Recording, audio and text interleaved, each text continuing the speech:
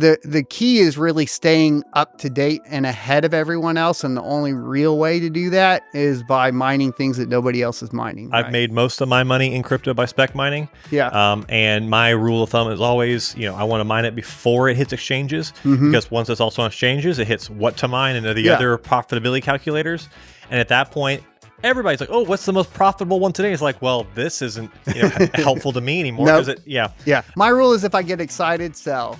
If I'm sad, hold. That's pretty good. That's pretty much it. I do feel like it might be getting to the point to where the average Joe's just not going to be able to get into Bitcoin mining. So that means that we got to look at other alternatives. The power's too much. It's a game of scale, which really just means who can deploy the most capital at this point. Both cycles now, what I'll do and continue to do this cycle is I build up the equipment during the bear market. I'm not necessarily powering it all on, right? I just need equipment. The value of that equipment's going to go up. So I'm just that's my asset to go up. From my perspective, the time to invest in infrastructure for mining is during the peak of the bull run, and the time to invest in equipment is during the bear market. Yeah, I agree. Welcome to the Andy and Friends podcast. I'm your friend Andy, and in this episode, I talked to fellow YouTuber Son of a Tech. We talked briefly about gaming, crypto gaming, and DePIN, but we spent most of our time discussing the current state of mining, and we really dig into spec mining. He shares a ton of amazing advice and tips about how to find the next big project to mine and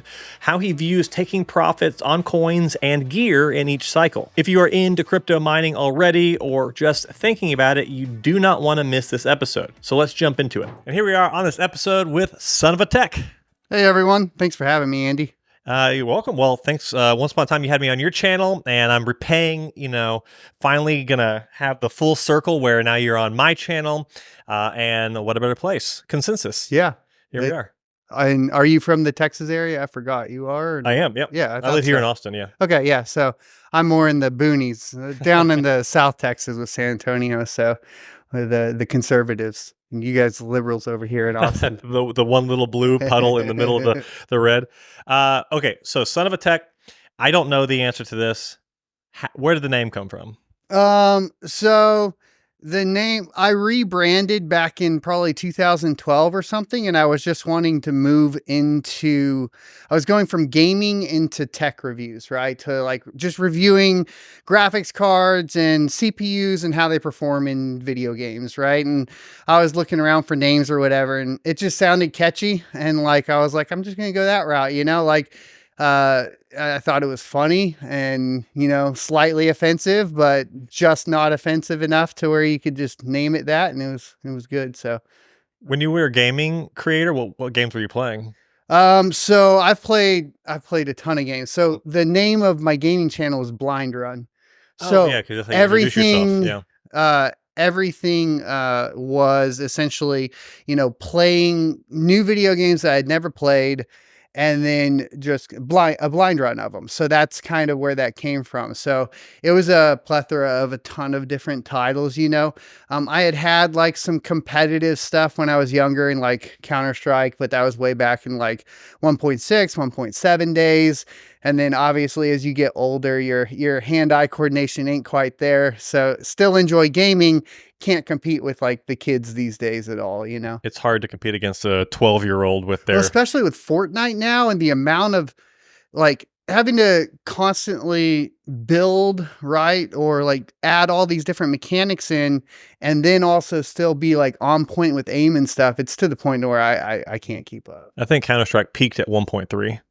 You think so? That was my favorite Counter-Strike. Okay. You're maybe a little older than me. I'm 37. 39. Oh, okay. Yeah. Got it. Yeah, Counter-Strike. So we have shared a gaming experience, 'cause I follow you on Twitter, and you have been, maybe you're still playing Helldivers. Yeah, so Helldivers 2, been playing that a lot. Finally a great title. It's been, it feels so long since we've had a title where you could just kind of grind something out, feel like you're getting something back out of the game, like the assets that you earn feel worth it, and it doesn't feel like overburdening on like its microtransactions and all that. So I've been loving that game. It's a ton of fun. I've been having so much fun. So I've been playing Dota 2 is one of my longest standing games. I've been playing that for like over a decade, and I will occasionally branch out and play something different for a little while, but I always come back to Dota 2. But this is the longest I've been away from Yeah, from Dota 2. Yeah. Yeah. I was bouncing around a lot of different games for a little bit, and then I got back into it recently because I've had some medical issues, and I ended up having like not being able to walk around a lot, that sort of stuff. So I kind of got back into gaming. I built like a SteamOS rig and plugged that into the TV and got my controller hooked up. I got a little remote to turn it on and all that because I was like, I'm not playing on a console. It's not happening. So I got that all set up, and then just started playing like a lot of different titles, but a lot of the new titles are quite disappointing most of the time, right? Like I was a big Alan Wake fan, and Alan Wake 2 came out. I was like, what is this, like detective simulator? Like I'm so tired of like adding the little photo. The mechanics are terrible. It's no fun. I was like, I don't know. So I think that was the last one I was disappointed with, but even the new Hellblade, Senua's Sacrifice just came out, and you could get that on Game Pass, and that wasn't that good either. So all these sequels I'm being disappointed with. So Helldivers 2 has been the savior of the go-to, sequel. Yeah, for sure. I think I have almost everything unlocked. I think there's a couple ship upgrades I still need. I love that you can unlock everything in the game without spending $1, right? Which is pretty. But then I still kind of want to spend money. Yeah, I'm like, I'll just give them some money. So, being that you've been such a long time gamer, how do you feel about crypto gaming? I hate it. So I actually had an interview today, or talked with a guy that they're, doing the Web3 gaming thing and digitizing the assets and so on and so forth.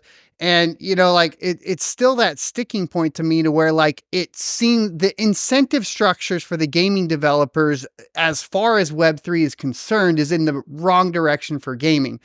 So from my perspective, if we were going to want to integrate like crypto and gaming, for example, what I would like to see is like a storefront built on it, right? Where not only can you transact within crypto and say something like Steam, but you get an NFT digital signature or something, right? That says you own that game, right? Because game ownership rights have been something that's been under contention for quite some time, right? Like the licensing for it now is basically like if you buy a game, you're just buying the privilege to play the game. If they decide to take it off of the store, then you no longer own it, that sort of thing. But I think we have to get to the point of actually solving the persistent storage problem with crypto before we can really get there, right? So because at some point there would have to be an open source storage of all of that data so that you could perpetually own your titles, right?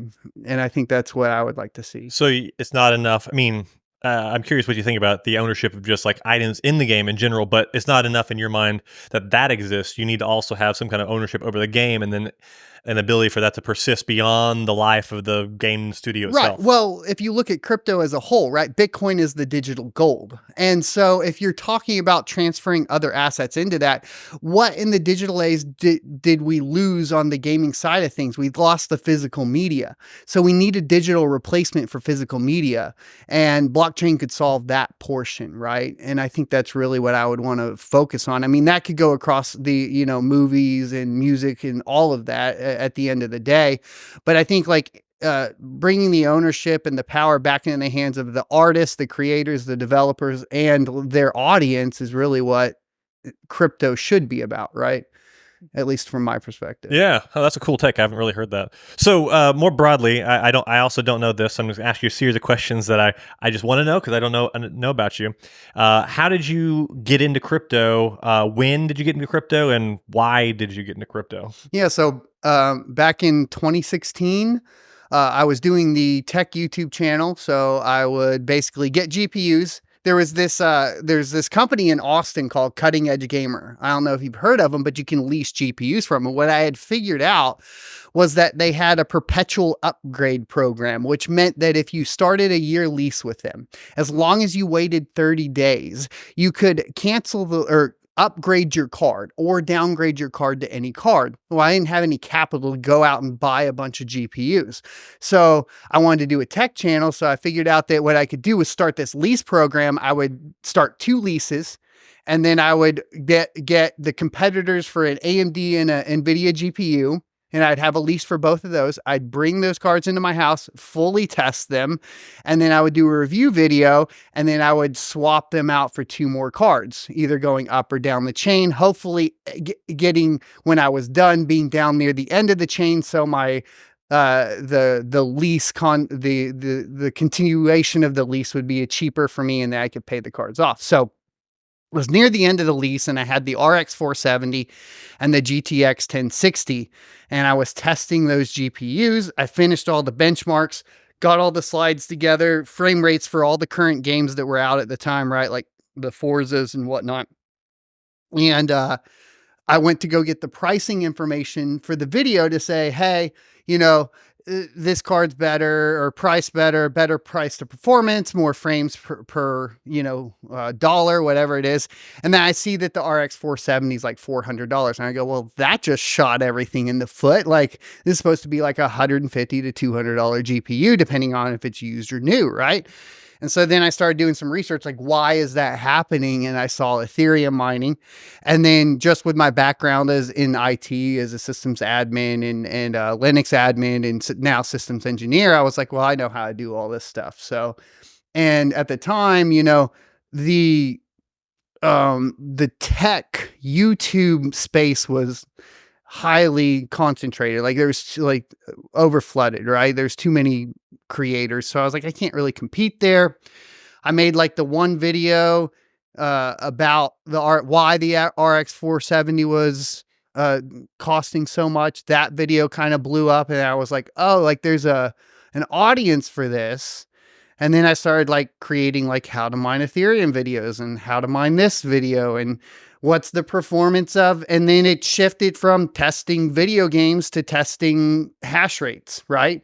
And comparing cards and how well they perform. And so that's really where it began, was it spawned out of the gaming tech stuff. Oh, that's cool. So your initial interest in this whole world was just like, this content makes sense. I see an opportunity here. And then I guess the actual like falling in love with crypto or getting an interest in crypto came after the fact? Yeah, it really came after the fact. I mean, I think initially, obviously, it's like, well, you can make money doing it, right? And then you look into the ethos, and I think I lean, probably a little bit more libertarian, even though everybody says that's the immature way to handle things. I lean more that route, so it kind of already spoke to me from that perspective and putting the power back into the hands of individuals. And I was like, okay, this is really cool. Plus, on top of that, if I teach people how to do it, I can teach people, how to get some sort of financial freedom for themselves. And working in IT, like I saw like a real hunger for that, especially like, the 2016 to even now. Now is even more important because we're at the point where, inflation's hit so hard that individuals can't even work a full-time job and actually cover all of their expenses. So you have to have some sort of side income. And that was an opportunity to do that and help other people do that. Yeah. True inflation number, last I looked by the non-governmental sources, it's like 25% since 2020.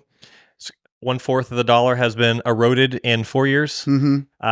It's like when people talk about, cash is king and this and that, and even just traditional investments, which I'm not going to poo-poo anybody from, S&P 500 or, traditional investing, but it's I don't know, it's just not nearly as compelling as it once was, given how much everything's being eroded. And then what I see happening in the crypto world, even if you're really conservative in crypto and just go Bitcoin. Yeah.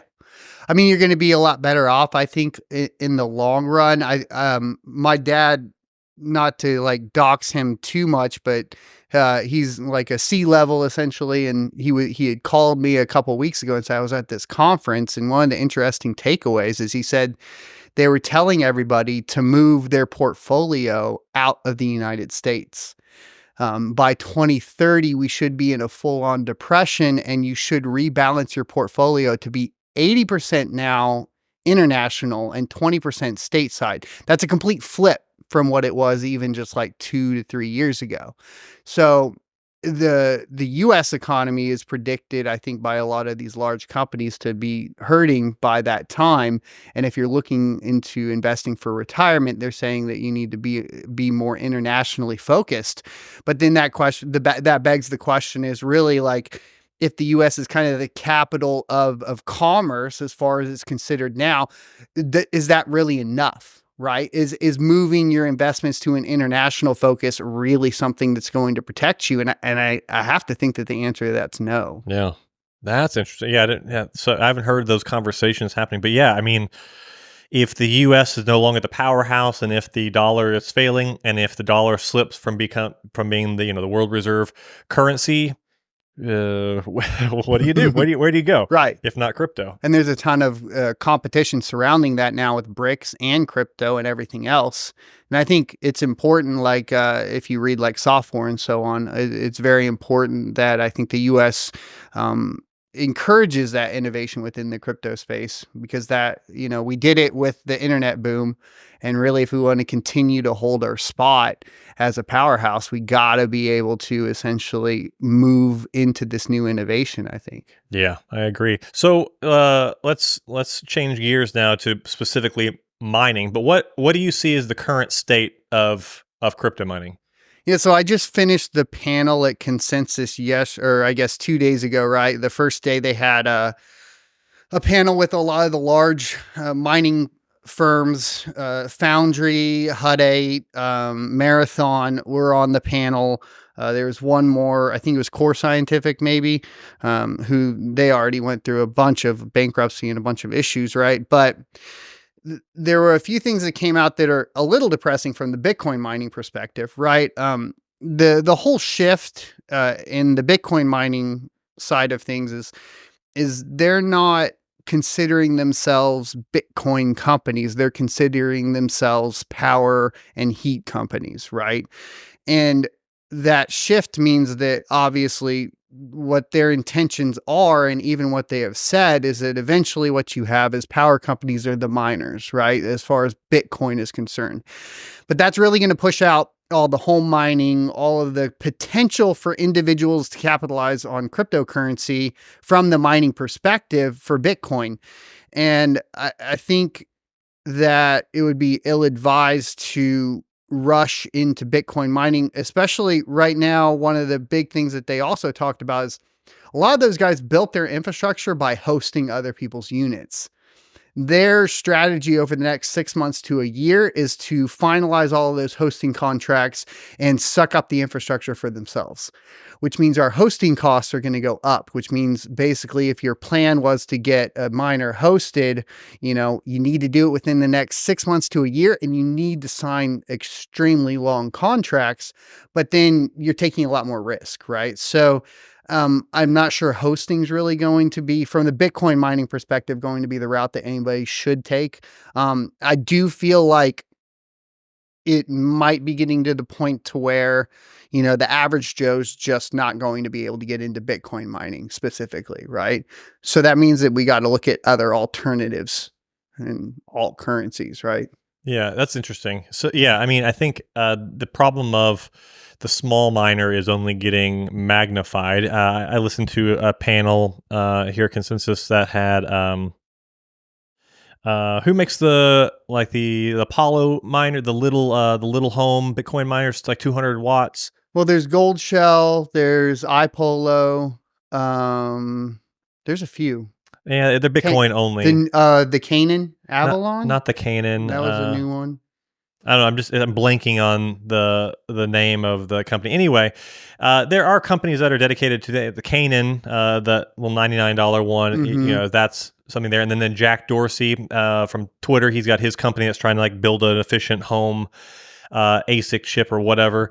It just doesn't seem like there's enough that's happening there fast enough to protect the really home miner. The power's too much, right? It's a game of scale, and that's the game that we're playing right now, which really just means who can deploy the most capital at this point. Because it's not very hard to plug in a bunch of ASICs, right? So barrier to entry is really where you capitalize within the mining scene. And the higher the barrier to entry, the bigger the payoff. So if you're having to, if we get into spec mining, we talk about that in a little bit, that requires you to have a technical knowledge beyond that of what another individual has, right? And that's going to give you the leg up in this space as far as mining is concerned. And so I do think Bitcoin mining will shift back back to the home. Even from the panel, one of the things that they said is eventually it will just be like you have your furnace that's mining some Bitcoin and you get some sats thrown out to your wallet. But then are we in some weird Black Mirror episode at this point? And what else does that entail, right? But I think you'll have a lot of IoT devices getting deployed. I think they will be funded by the power companies, right? So power companies are already incentivizing homeowners to install IoT devices to control things like the temperature in the home, if they're installing solar, providing that back to the grid. All of these types of things are already being done. And I think what you'll see is an integration of ASIC chips within these IoT devices that are then giving an additional incentive back to the power company, and then they'll probably give you some discount or something on your bill. And I think that's how Bitcoin mining in the future is going to look. Interesting. Yeah, I don't know how I feel about some of those things. Yeah, once upon a time, many years ago, when I was made a lot less money, and every dollar counted. Like I got whatever smart thermostat the utility company offered for free, with the caveat that they could turn the thing off, Right. or put like the 80 whenever they wanted. Like there's smart, EV chargers now you can get a rebate on, but as long as they can turn it off whenever they want. There's a multitude of those things. But I was on a Bitcoin mining space a couple weeks ago, and I was talking to some really smart folks in the world of like utilizing ASICs for other purposes. And there are products being launched of like pool heaters and furnaces and stuff. And yeah, as long as we don't get in that weird world, it's pretty fascinating stuff. And I'd love it if you could, like, even if you almost broke even, if you get a little bit of something back for the same money you were already throwing away just for the heat or whatever. That's pretty cool. If it's completely vertically integrated and you have total control over it, right? And I think that's really what it's going to come down to. I just don't think that's the way it's actually going to be sold. Right. So if we look like at what the trends are with IoT devices, like you mentioned, it would be amiss to say that isn't probably the future, right? We have the hopes of what it could be, but the reality from previous experiences of what it will be, right? And I think they'll shut your miners off, right? They'll shut the pool heater off on you when they need to. I mean, part of that, though, is necessary from the perspective of stabilizing the grid. So you kind of understand it. I mean, my day job, I work for a power co-op, so I kind of understand what the goal is there. You can't just be running max power all the time and expect, everything to function properly, right? So, I mean, you need to have those dynamic loads and the ability to turn on and power up and power off things. But that's really where the advantage is going to come into play for power companies and Bitcoin mining as a whole. And I think that's it's going to be big industry now, right? And that is an incredible feature, though, of Bitcoin mining technology. You can turn it on and off whenever, and it goes right back to work. Whereas, and I've heard of people talking like, oh, we'll build little data centers and stuff at crucial places, and then do AI workloads in these data centers with high-end GPUs and stuff. But then the power companies need to, that power back thing, turn them off. It's like, you can't do that with AI. No. Stuff is you have to let that stuff, you have to redo the job from the beginning. Right. Bitcoin mining, totally different. You're going to shut that stuff off, right back on. It's completely different infrastructure. Yeah. I mean, at the end of the day, you're talking about with data center workloads, AI, which is what it will be eventually, is you're going to be in a position where you need full redundancy at the hardware level, at the power level, at the internet level, at networking level. So the battery requirements are higher. Everything costs a lot more from a data center perspective. And like you mentioned, it doesn't have that dynamic load capability either. So I think when people are talking about moving GPU mining over to AI, I don't think it makes as much sense as they think it does. And when they actually start trying to do those build outs is when they'll realize, I'm not playing the same game anymore. I'm a systems engineer by trade, so I build out these data centers. I understand what they need to run, and it is completely different infrastructure. Yeah. So coming off of all that, let's ask this question, and you can speak to the Bitcoin mining side. You can speak to the GPU mining side, or whichever side you want. But if someone's listening to this and they're watching and they're not in the world of mining yet, is it too late to start right now? Is this a good time to start? Where should they be right now? Yeah, I mean, we're lucky right now to be in the position where we have not broken into a macro cycle for Bitcoin, which means that we are still on a 4-year halving cycle, which is fairly predictable, albeit young, right? A lot of people don't want to admit how predictable it is. And that is one of those things. They get scared, if this is not financial advice, and it is true that like history doesn't necessarily repeat, but it does rhyme. And so you can look at where we're at right now, and we're kind of getting back into the hopium stage or whatever, right before we hit another euphoria right after the halving. And so the best time to buy equipment has been over the past year and probably will last another 6 months or so. And then you're just going to be out of the game. And if you're getting into mining specifically, I think the key is you can capitalize on the hardware easier off of the bull run than you can capitalize off of the infrastructure. So when I look at it from a strategic perspective, right? What I've done both cycles now, and what I'll do and continue to do this cycle is I build up the equipment during the bear market. I'm not necessarily powering it all on, right? I just need equipment. The value of that equipment's going to go up. So I'm just that's my asset to go up. And it's an asset class that is obtainable by the general public, right? So when you're talking about when everything crashes down, even if you did want to go ASICs, you could buy a bunch of S19s for $400 a pop, sit on those, not even mine them. What's going to happen is you'll have a shortage on Bitmain, right? It happens every time. Maybe it won't happen this time. It probably will, right? You get to the point of euphoria and everyone's buying miners. They can't ship enough out. And then you have a bunch of mining companies that have more infrastructure than they have machines to load the infrastructure up with, and they start buying all the old machines back because it's profitable enough to load those back into the infrastructure. And so we've gone through this already 3 times, I think, at this point, and we'll probably, based off of the fact that the fees have not met parity with the block reward, we're going to see it at least one more time, right?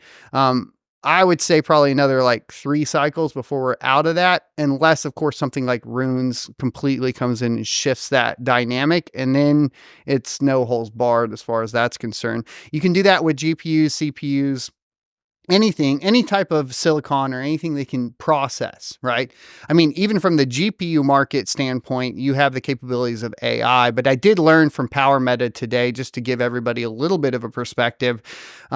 AI is only for the AI services currently in deployment in those data centers. Only about 20% of the workload is currently AI. 80% is still crypto mining, which is interesting on the GPU side.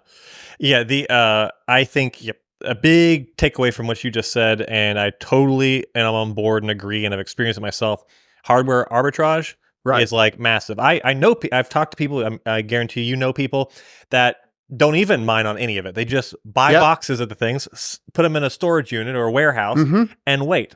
Yep. Because every time, the cycle seems to repeat. I mean, I remember the previous cycle. I remember 2019 and 20 watching, Kaboom Racks selling pallets of S9s for $25 a pop. Right. And then I remember at $60,000+ Bitcoin, look on eBay and seeing those selling for between $700 and $1,200 a pop. Exactly. And so I just feel like hardware arbitrage is a fairly safe thing. Even within the GPU world, I did motherboards last time. I bought H110 BTCs for $30 a pop, and then I was selling those for $600 each with the crate. So, I mean, that's a great way. I've told people that a lot. And the best news is, right, I think from that perspective, let's say you're a at-home miner and you've stacked up a ton of equipment that you can't power on in your home, but then you hit the bull run, you can turn some of it on, maybe on a 30 amp breaker in your garage, and you're making way more than you would expect. You can take that money, and that's the time to invest in infrastructure. So from my perspective, the time to invest in infrastructure for mining is during the peak of the bull run, and the time to invest in equipment is during the bear market. So you're trying to stack up more equipment than you can power on, and then you're using the profits from the equipment that you can power on to upgrade your infrastructure.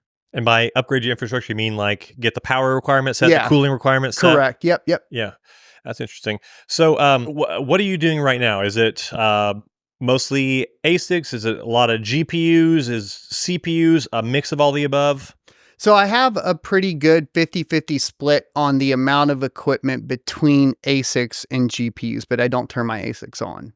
So a lot of what I do now is all speculative mining, which means I'm mining, and my definition of speculative mining is a little bit different than some. People will say they speculative mine a coin that's listed on an exchange. I consider it, once it hits the exchange, I'm done with it. I don't touch it. We're done. I stop mining it. I move on to the next thing. Because as soon as you have the market signal that a coin is profitable or whatever, it's game over. It won't be anymore. You're going to fight with a bunch of people all the time on difficulties on these networks, and it's not worth it. You can go to sleep and literally lose money overnight before you can wake up and fix it. And so the key is really staying up to date and ahead of everyone else. And the only real way to do that is by mining things that nobody else is mining, right? And that's kind of what I've been doing. I've made most of my money in crypto by spec mining. Yeah. And my rule of thumb is always, I want to mine it before it hits exchanges, because once it's also on exchanges, it hits what to mine and the other profitability calculators. And at that point, everybody's like, oh, what's the most profitable one today? It's like, well, this isn't helpful to me anymore. Nope.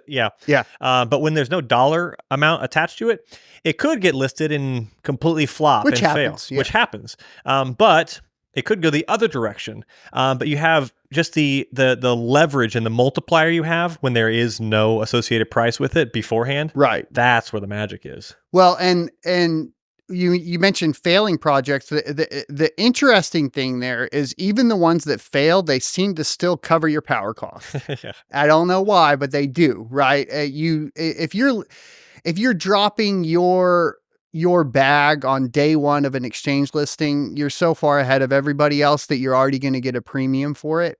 And I know a lot of people hate this, right? They're like, oh, you sell everything too early. You don't hold it long enough. And I'm like, my game is providing liquidity to the networks. I'm not trying to hold. I'm not an investor. I'm not a part of the community. I'll help build stratums or teach people how to build nodes. And I'm all for helping make the infrastructure more robust. But a part of that too is actually selling the cryptocurrency so that they have a community.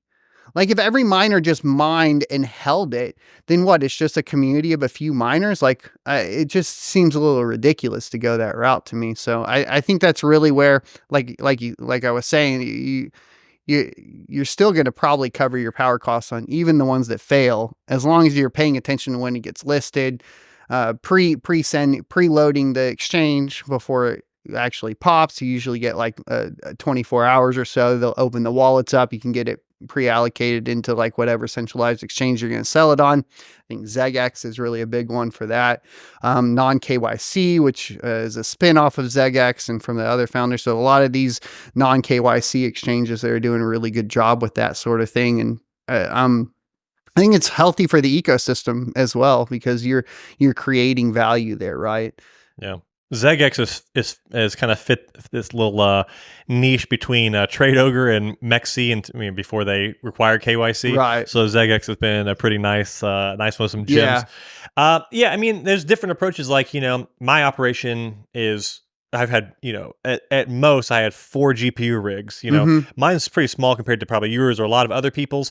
And so I'm somebody who does do the venture capitalist approach where I mine a bunch of bags and then I sit on them and then I wait for one to pop. Yeah. But there's way more luck involved in what I'm doing, and it could also go completely wrong. Whereas if you are going to take profits immediately, there's a safety net there and you can still get lucky. So, I see a really big pro and con to both sides. As long as you're not emotionally invested, it's okay. Yes. Right. And I think that's where people get caught. I've done it, right? We all have. You see it pop up and then you're like, I know I should sell right now. But my rule is if I get excited, sell. If I'm sad, hold. That's pretty good. That's pretty much it. Like if I wake up, I'm like, yes. I'm like, oh, you know what you have to do? Just sell. And if I wake up, I'm like, oh, I'm like, all right, just hold it out and ride it out. And that seems to work by and large, just knowing yourself and how your emotions are and reacting to those things. In my opinion, emotion is one of the, if not the top killer, one of the top killers of like your crypto riches and wealth or making any money in the space. Yeah. If you have no plan, if you have no like kind of black and white like framework to navigate when you're going to sell and buy and this and that. Yeah. And you're just doing about when it feels right, well, you fucked up. You're it's done. It's yep, you're right. And that's, I think, the biggest lesson anybody can take away. But I did want to bring up another avenue for speculative mining that I think a lot of people are missing too is hash rate arbitrage. And this is something I've been doing a lot.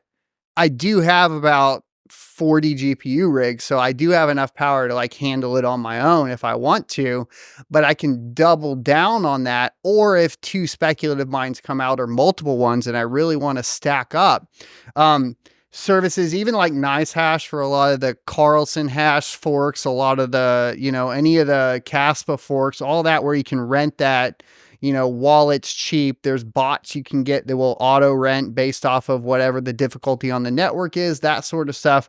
You can go that route. Or if it's a little bit more complicated and you need to build out a miner and build out the node and everything, you can rent off of Vast AI or Core AI, which has been a great one. And you can really you can still be profitable and never even own a mining rig, right? And that's an avenue you can take. And the great part is you can learn all of the software management side of things that you need to learn for a mining farm without even having a mining farm. You can learn Hive OS, you can learn Linux, you can learn all of the stuff that you need and really build up a repertoire of knowledge before even getting into having your own farm. Yeah, I haven't played with Vast, but I'm a big fan of Chlor. Chlor, I think, is still in my top 5 positions I hold. I just think what they're doing is pretty cool. I just love tiny market caps. But yeah, I mean, in previous years when I would throw more resources at it, I'd go to mining rig rentals and just rent some hash rate. You should never rent hash rate. I mean, maybe not never, but you should hesitate if it's one that's already listed and live. It's on the most profitable of the day. People aren't going to rent the rigs to you at a loss. That right. They want to make money, so you're never going to come out ahead in those. But to do it in this application, when there's no price associated with it, it's brand new. Yeah, rent some hash rate if you don't have a rig at home or if you want extra. Like, great strategy. And then when it lists, and it's also the best way to find them. So you build, I call them honeypots, but you build a Vast AI rig or you build a Core AI rig or both of them, you set them up and then you just go in. Some of them, depending on the AI service, you can't see what they're running, but like a lot of them you can. Like Vast AI, you can see what the command line is. I just look for that whatever D, like whatever that is, go get in the GitHub, search that, pull up the project, download the node, install it, pull it off Vast and say, no, honey, I'm going to do that myself. And then point all the hash towards that. And then that's a great way to find the projects early too. That's brilliant. Yeah. Oh man, I haven't even thought about that. Just putting yourself out there in the open marketplace, waiting for somebody to use your stuff and then go, Yeah, exactly. Yeah. So it just, like I said, I call them honeypots. It's something that I came up with, I guess, around when, after Ethereum kind of moved to proof of stake and I was trying to figure out what I was going to do. I was like, and then that came out and I was like, oh, wait. And then I realized, like I said, most of those rentals were not for AI. Most of those rentals were for mining crypto. And it was a bunch of speculative miners that are over on there doing it. So that's how you can find it a little bit quicker. Or just developers testing their networks. So you'll find sometimes that they're just testing running like mining with a single GPU on their testnet. And you can find the testnet before even a mainnet launch. And then you're really in early. Man, and here I am like a pleb just cruising Bitcoin Talk altcoin announcement forum through all the trash and shit to find Yeah. like one gem every other month or so. Yeah. Do you still look at places like that, or what are some other places where you find spec plays? Well, I mean, a little bit of self promotion, if you don't mind, I guess. Oh, But please. I have a group on a platform called Locals at sonofatech.locals.com, and we have about 750 paid members over there, and all of them have honeypots. All of them work together, and we find between all of us, we find new projects pretty rapidly, right? I mean, I think this month we've already found 3, already mined them. They've already been listed, and almost everybody was profitable off of them, right? So That's cool. like, and that's not all me though. That's community members finding these things. The hard part about that though, right, is like with anything in this nature and small cap coins and stuff like that, is that you are also kind of increasing the difficulty at the same time, so you can shoot yourself in the foot, right, by sharing it with too many people. So it's like I'm always conflicted between this help everyone and still like keep enough back to where I can survive as well. And I think it makes everything really interesting. I do believe wholeheartedly in like there's enough abundance for everyone. I really do. But I am conflicted sometimes there if it impacts my community, right? Negatively. So the locals, this is paid? Yeah, How much Locals is paid. How much does it cost? So we had to up it because we had too many members, and some of the guys were coming to me and saying, "Hey, we need to up the price because we need to reduce the amount of members because we're having too many people, and we were having some negative network effects on some of the speculative mines, right? Too early on, too much hash rate." And so I did up the price from $5 a month or $50 a year to $10 a month or $120 a year. And then if you pay monthly, you don't get access to like some additional content, like being able to basically just copy, paste, and spin up nodes via Docker and all that, right? So. Yeah. Well, I'll try to put a link to that down in the description. Sign up for his locals. That sounds pretty cool. I will say, that is one of the advantages, and nothing in life is fair. So, an unfair advantage, I guess, of doing what we do, and that I found a number of mine because people post in my YouTube comments, or they post in on Twitter and reply, "Hey, Andy, check this out." I'm like, I check it out. I'm like, okay, sign me up for that. But yeah, hopefully, there's ways we can share those things where other people can win too. But yeah, it's like there's no. For me, at least, I haven't found any rhyme or reason for the way in which I find spec plays. Every one I of have them. a couple if you want. Oh, yes, please. Okay, so not finding spec plays, but knowing which ones are going to pop. Oh, yeah. Okay, so barrier to entry is the biggest indicator to success. So the harder it is to enter, and at what point the hardest it is to enter, the higher likelihood that you'll be successful with that speculative mine. I'll give you an example. When Caspa first launched, you had to build your own stratums, build your own nodes. I mean, when I first started, I had to work with one of the community members of Son of a Tech to have him build the stratum so that we could mine it at all. And that barrier to entry meant that we were mining, tens of thousands a day, right? And this is like before Caspa's even listed or anything. Barrier to entry. Mining 2 months or 3 months after Caspa launched, and I had to build my own node. I figured and that was even something I hadn't really done a whole lot myself. But then I was like, this is difficult, but man, am I glad today I did that. Yeah. Yep. And then, but now the problem is you have all these Caspa forks. Well, everybody already knows how to set those up. They're hitting pools like same day as mainnet launch, and they're getting listings within a week. And yeah, some of them pay off, and I've done a lot of them, whether that be, I think most recently was PugDag, right? I've never heard of that one. PugDag. So speculative mine PugDag, that paid off like massively for a lot of people, but that was a Carlson fork. Yeah. And it's just a meme coin Carlson fork. Mainnet launched, I think pools were day one. Exchange was within 7 days, right? It was on ZegX within 7 days. I was actually at work when they opened wallets, so I didn't even get to deposit, but it worked out because it crashed and then came back up that night. Because if anybody wants a little trick to ZegX, after dinner time is when, ZegX appears to have all of its trading volume, just in case you're wondering when everybody does that, and you can extrapolate that out what you want.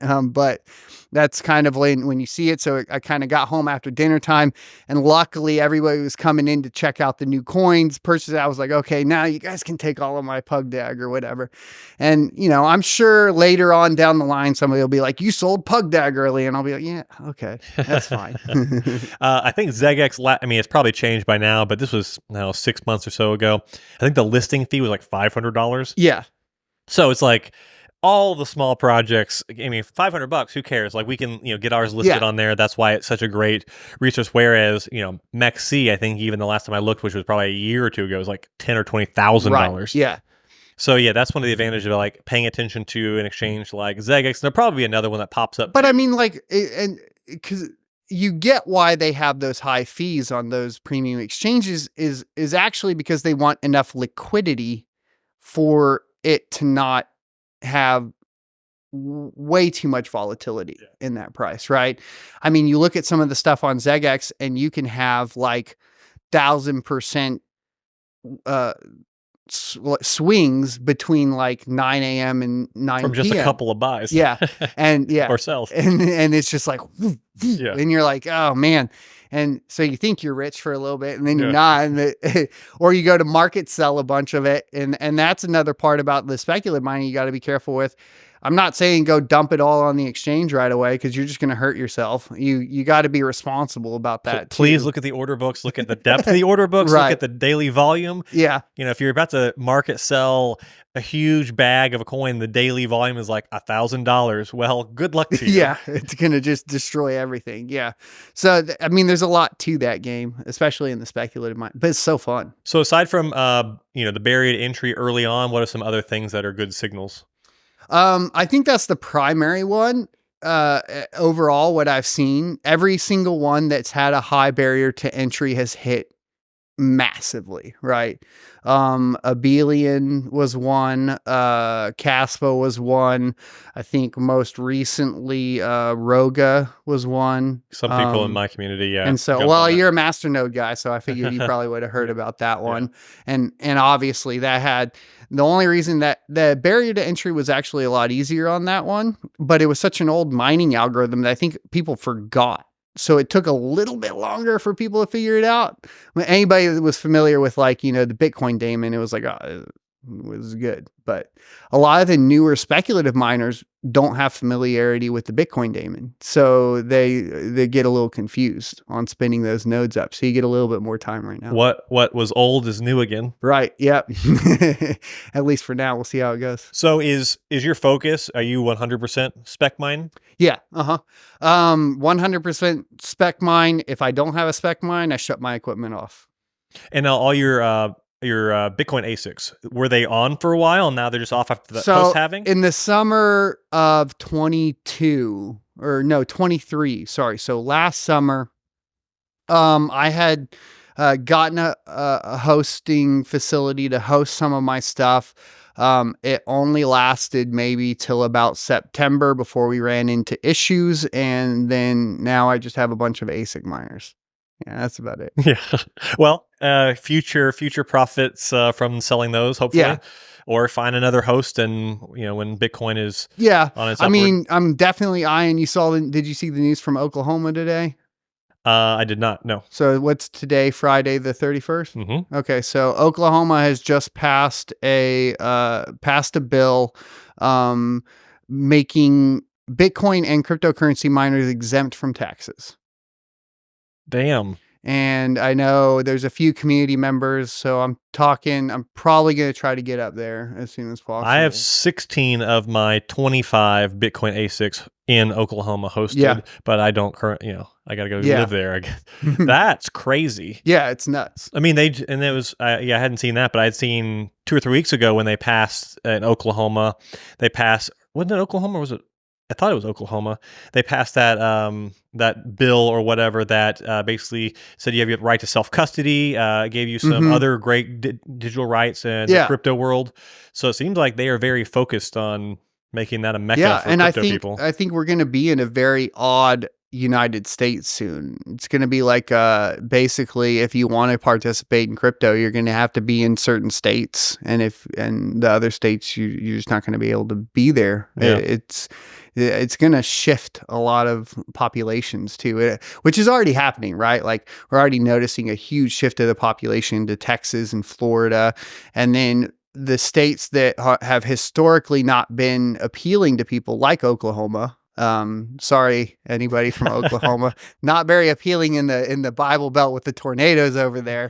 But I think if making policies like this are going to influence people to really move to that area, build up the infrastructure, and it's going to be a good thing for them. Yeah, I'm not a very political person. I don't really I try to zone out from all that stuff because it's a lot, in that whole world. And it should just be like I think it's important to pay attention to the policies surrounding cryptocurrency. Yes. And we can't act as if you need to stay informed, and you can't act as if, just based off of your ideology that one party's doing something objectively bad for your industry, then you need to be aware of that, right? Like, and that's a tough point. It's not fun talking about politics, but we have to be honest about it. It's like, I think, I forget, there's a Stoic quote that surrounds it, like ignorance surrounding politics, you'll just be a victim, essentially. That's true. Yeah, I mean, I was going to say that, I try to keep out of it as much as possible, but I know that at the end of the day, there's things that will affect me in different ways. And then you have to argue, you have to like balance in your head, does this one thing, part of my livelihood, and maybe it's a big part, so maybe it is the one thing I would be compelled to vote according to, or is there other reasons, you have to like, it's just this mire of things that everybody has to figure out on their own. Good luck to you. But this. But there needs to be some more understanding about it too. I mean, we've gotten to the point where everybody's just like, I'm not going to talk about politics because I don't want to offend anyone. When really it should be like, we should be able to talk about politics and expect not to offend anyone. Does that make sense? Yeah. Like we should be able to have those conversations without getting mad at each other. Yeah, I think my stance has been I've even tweeted today or yesterday. I'm like, I'm just everything's blowing up on the timeline with politics, and I'm just ignoring it all. I am not personally worried about offending people when it comes to that stuff. I feel like I treasure when I meet people who are reasonable. Right. And I love having conversations with people who I disagree with when we can have a reasonable back and forth. But things have shifted so much that sometimes you can't have that anymore. How much of that really, though, is just the internet and the way we communicate over it, right? I mean, that's probably a big part of it. I've noticed this definitely where like I'll just wake up in a grumpy mood and maybe I just read the tweet wrong. And then I'm just immediately like, probably. F you. And then and I'm like, oh, I think he was joking. Sorry, delete. Yeah. That's true.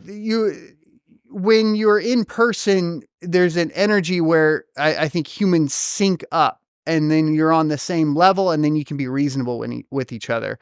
Whereas like if you're in completely different spaces and have completely different emotional states, or in completely different emotional states, saying things will come across differently and get misinterpreted just based off of the way your emotions are at that time. Yep.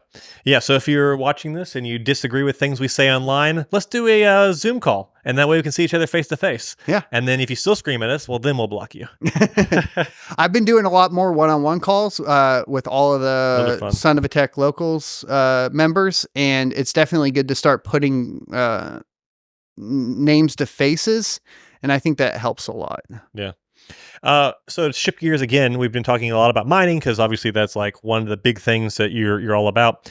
What do you think about like the DePIN space, which we've both, I think, on Twitter laughed about the fact that the acronym did not exist a year ago, but we've been in that space forever. Yeah, DePIN, decentralized physical infrastructure, which is just kind of laughable. I'm a systems engineer by trade, so it's even more laughable to me. I'm like, okay, guys, let's stop it, right? It's a little silly. The cloud is still just computers that other people own. That's really once upon a time when the cloud was that phrase was first getting traction, people like just a computer in a guy's closet. Yeah. I mean, which is true to a certain extent. I mean, now it's mostly servers at Google and AWS and Microsoft, right? And I think by and large, when we talk about that, it is just another key term to basically generate capital for different projects.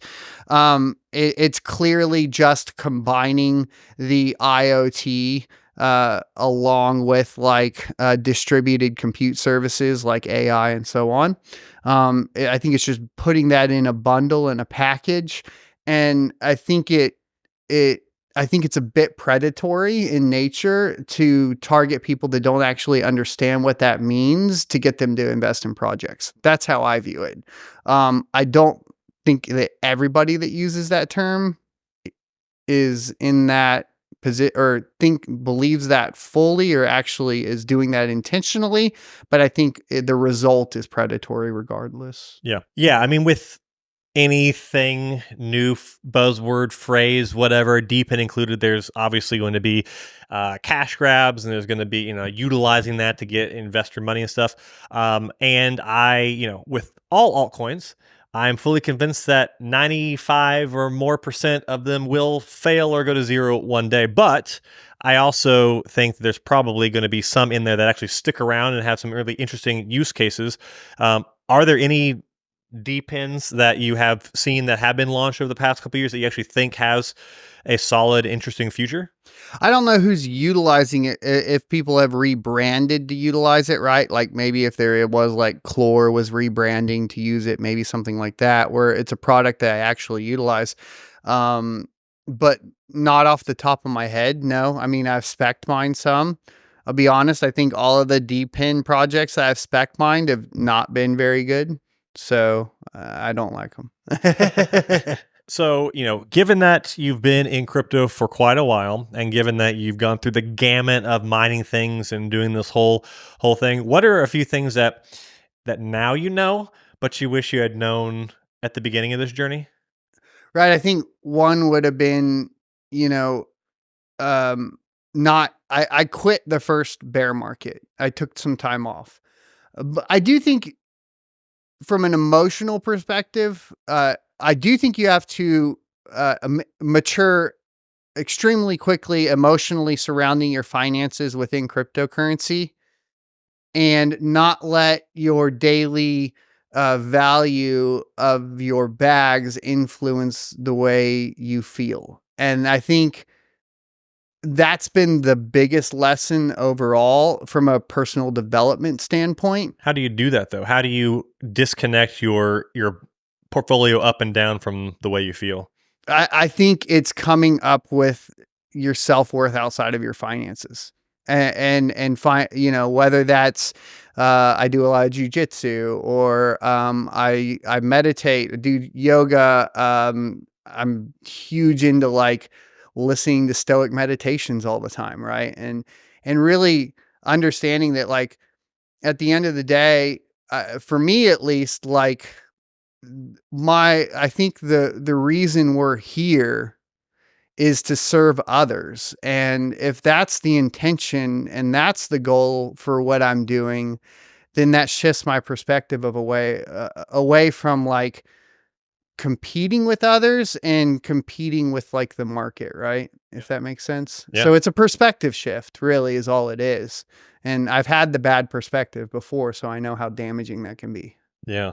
Yeah, that's good. I like that. Yeah, that's tough. I mean, I remember in the early years of my crypto journey, and especially my first cycle. I mean, my first ever foray into crypto was in 2014. Built my first mining rig. It just didn't amount to anything, and I kind of like forgot about it until late 2016, early 2017, and then I experienced that cycle, and I just ruined me. Like I, only lost money. I just didn't know what I was doing and couldn't quite figure it out. Bought my GPUs at the absolute top, buying 1080 Ti's and stuff off of eBay because I thought you need the most powerful, just paying exorbitant prices. Learned some valuable lessons. And that, was, at the time was gut wrenching to like deal with that. Mm-hmm. But I think there is a lot of value to what you just said, but also just like, and not giving up and persisting, because the longer you're in the space, right, the easier it becomes. Well, and another follow up to that, when things are good, they're not as good as you think they are. And that's another thing to keep perspective of too. When things are going really good in the bull run, you need to think about how you're going to protect yourself when the things aren't so good. Yeah. and how you're going to manage that, whether that's, building out more infrastructure, buying real estate, or putting some aside and making sure that you have everything balanced out. It's going to get a lot trickier though with the way our economy is going, right? Like, it's like, do I really, after this cycle, get all the way out of Bitcoin and go cash heavy again? Maybe not, right? Like, with the way things are going. But I think that's an important factor too. And realizing that there are things outside of your control that you need to not worry about, right? And realize that, like, to a certain extent, if you are doing really good, it's not all contributed to you. And if you're doing really bad, the same thing, it's not all contributed to you. And managing that ego in the good times. Yeah. And what you just said about, the bringing up the point about like the taking the profits and stuff. What is this cycle? If you have stuff that really takes off and does well, what do you plan to do with profits? Will you pull cash out into the bank account? If so, what will you do with it? Or will you buy more Bitcoin, keep it in stables? What are you going to do with profits? So right now I'm in a unique position as far as I have a lot of people dependent on me. So I'm always cash flow revenue focused, right? So if I can find things that are going to increase cash flow, increase revenue, and that's really what I find that's the best. So I'll probably be looking at, like I said, I'll be investing, like earlier, in the infrastructure, right? Whether that's property, power, containers, whatever it is, right? Transformers, that sort of stuff, because that's the time you buy that. And then that will still be an asset, right? And I think real estate's probably a good idea as well. What are some of the ones that you've either mined or you're holding on to that you're actually excited about for the future? Yeah, I mean, I think there's some from a shift in the way we mine. I really like the way Warthog is kind of forcing a 1 CPU to 1 GPU ratio. That's been something from a technical perspective I'm extremely excited about, because I think that encourages decentralization. And like, my whole goal, I think from the very beginning, has been, hey, can the gamer go mine something and not be out competed by large farms? And that kind of solves that. Now, will somebody figure out a way around it? Maybe, right? But I hope not. And I kind of like that idea, right? Plus, I like projects that are fair launch and all that sort of thing. I think some of the things that Veriscoin with their merge mining, after talking to them here at Consensus, is very interesting. Auto arbitraging, solving MEV, all these problems that we've seen with other chains, I think is really interesting. I think I'll give a huge shout out to the Ergo team for getting rid of their Twitter too. I want to make that clear to everybody. So I think they finally, really realized and listened to the community for what they need, changing their stance on that, and giving that information back to Ethereum Classic, because this is a small community too. Like, we can't have a bunch of altcoins fighting each other, and I'm Ethereum Classic, and I'm Ergo, and I'm Varus, and that sort of thing, or I'm Flux, and I think there's a place for all of them, right? So I think those are some projects I would mention now. Obviously there's Caspa, but I think what Casper brought to the table from a technical perspective on the Ghost DAG protocol and all that is fantastic. I'm just a little worried about the economics and the emissions. So I don't know. I hold it, but I don't know, right? I don't know how that's going to affect the miners here in the next year and a half or so. I think by 2027, we're going to see a huge impact on the emissions, and I'm not so sure that miners will be incentivized to stay on the network. So that one's kind of up in the air from an emissions standpoint, but I'd be amiss if I didn't say that Caspa has been the most influential project across the cryptocurrency proof of work L1s ever, right? The amount of forks off of Caspa is absolutely insane. And so the impact of that project is probably the biggest impact of any project this cycle. Yeah, for sure. I mean, yeah, the amount, the first one or two that popped up, we're like, oh, this is kind of neat. Here's a couple of Caspa forks. And then it's just like, they just kept going. Kept coming. Yeah. Well, This has been fun. Thank you so much for taking the time to hop on the podcast and chat about all this nerdy stuff that we like to talk about. Yeah. Thanks, Andy. Thanks for having me on. And you're doing a great job here, by the way. It's incredible how quickly you've built up the channel, and now you have your podcast channel that's doing really well. So congratulations, and I'm happy for you on that. Thank you very much. Well, and thank you very much for listening. I'll see you in the next one.